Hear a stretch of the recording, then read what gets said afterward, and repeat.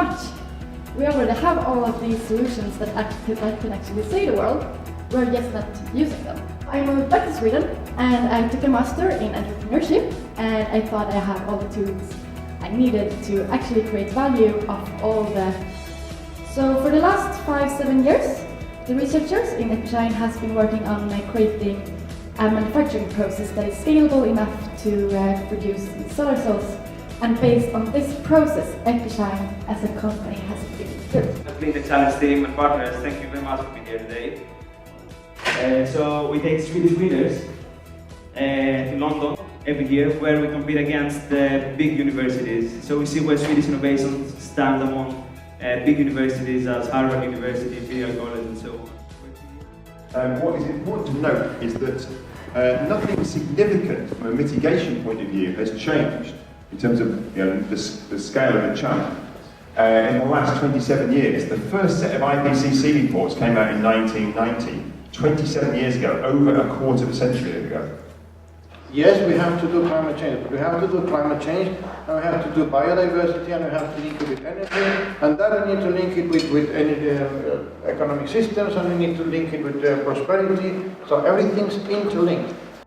The rest of the day we will see great examples of solutions. Can you imagine what it's like to grow up in a situation where you feel completely trapped?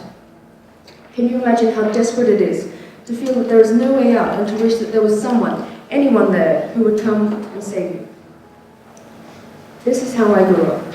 I'm the kind of person who doesn't really care what things are said to me, but if I see those same things being done to someone else, I will stand up and not let it go. There is a matching function, so there is Match.com or Tinder for these resources and needs. They've been competing in England for 3 weeks ago, and they're here now from Stockholm. Solar, water.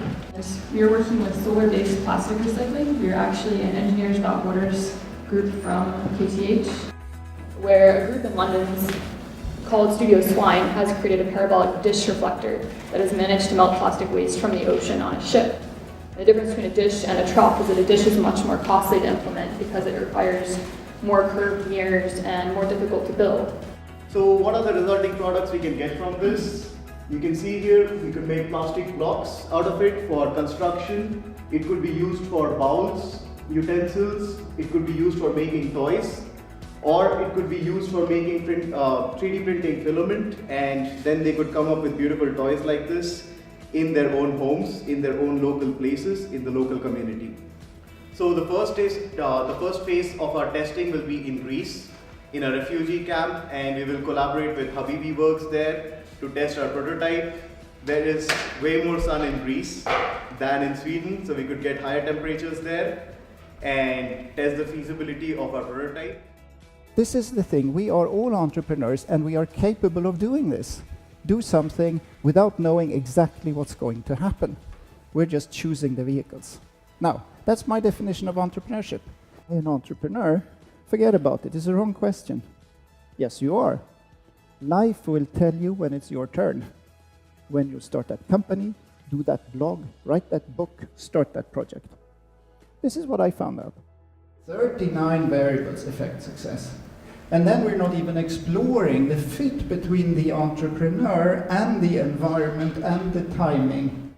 It's about making the sale for being able to do what you would want to do, right? You adjust the message. And this I discovered, and I think I would like to convey this to you guys as well. Think a lot about this when you do your project. All right? And you can just take the advice from someone who has done it. Think, who is this person I'm talking to? And think, again, if the tax form is one recommendation, think in the following way. It's not about what you want to say. It is about what the person listening wants to hear. We can coordinate. I can tell you to move on to the next slide when I get to that point. So right now, since we are in the beginning of our journey, we are looking for connections and advice and expertise within the area of elderly care. I'm Fabriana from the group Bintang, and I came today because I'm interested in the event about the CleanTech and mingling with the like-minded people.